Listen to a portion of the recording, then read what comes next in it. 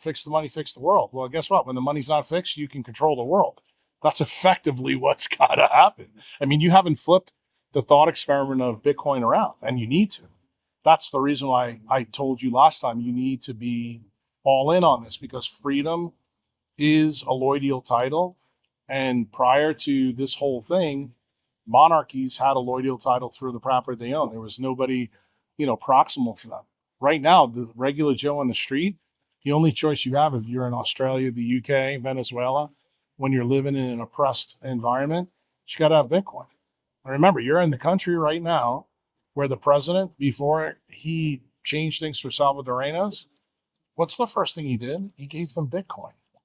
Think about that for a minute. Before he put the exception regime in, he gave them freedom and money back. Why? Because he knew that his people were tethered to our shitcoin in the United States, which is USD and the US Treasury market. Well, if that goes boom and blows up, what do you think happens to his people? They have no money overnight. So Bitcoin for people in Salvador was an insurance policy. Now, from that experiment, we're about 4.5 years after, Bukele's experiment. He's $660 million up in this little country that has a GDP of $28 billion. Yeah, it's like less people here than there is in most states in the US, which is actually, okay, so let's talk about this. I want to go down this pathway of like how we actually fix things or if that's possible. Because like, to be quite frank, you and I had a discussion earlier that it's like, I've given up on our government. I've given up on the uniparty. Well, that's good because you know what? And I want to say this to the audience because this will be hard for people to hear. When you realize you have anchors in your life and they're not going to allow your freedom, like the mindset that I want people to hear when they hear what I'm about to say is think you're saving somebody in the ocean that's drowning. You may be a good swimmer, but that other person's not, and they can take you down. When you have the realization that they're anchors and it's via negativity, you have to subtract the superfluous in order to become a freedom maximalist. That's true in your family. It's true with your job. It's true with your bosses. I mean, you're a living, walking example of this. Media is trying to shut you out. You've got to subtract out the people who are anchors in your industry. Well, I've had to go through a similar thing over the last 20 years. And the reason we're doing this fundamentally is for fighting for freedom, for hopefully your metronome or your metric is what mine is. It's for freedom of my patients to make informed choices. Yours is so that you can bring people the real story, not the one that's manufactured for, propaganda a la Bernays. And I think when you do that and you are the feedback loop for the people, even if people don't like you, Elijah, just like people don't like me, they're going to listen to you because they trust us because we're telling them the truth. Like, we're not conflated.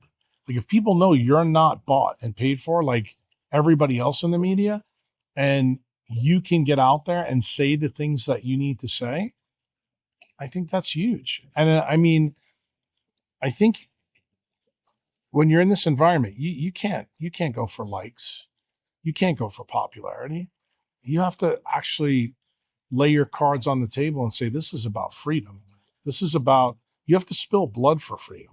That's the lesson that we learned from the Patriots in 1776. And I'm actually wanting a solution. And I look at my ancestors and they obviously moved, to the United States. I'll give you they the were solution. Europeans. You still don't like my solution. That's it right there. Coasters. No, Bitcoin. It's a loyal title. You don't realize that it's money you can't mess with. And when you have freedom and money and you fix that, it fixes all the things that you're passionate about.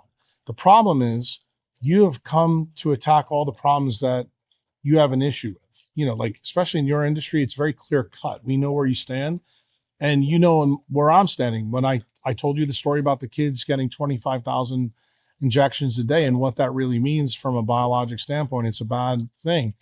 But do I have any hope that the people on Maha are going to solve this at a political level? No. The thing is, you can't comply. That's the answer. And the way you don't comply with the digital world, like a technocracy, is you have to have you money. It's very simple. Hey, by the way, I love it. It's very simple. Be filthy fucking rich. No, it's not. But it's not filthy rich because you're missing the point. And I'm glad you try to make light of this. Right now, there's people who work for me in El Salvador that have 0.1, 0.2 Bitcoin. They've been saving $5 a day for 4 years. Guess what? They started doing that when it was $16,000. Today, it's $120,000. So guess what? They didn't have you money in the beginning.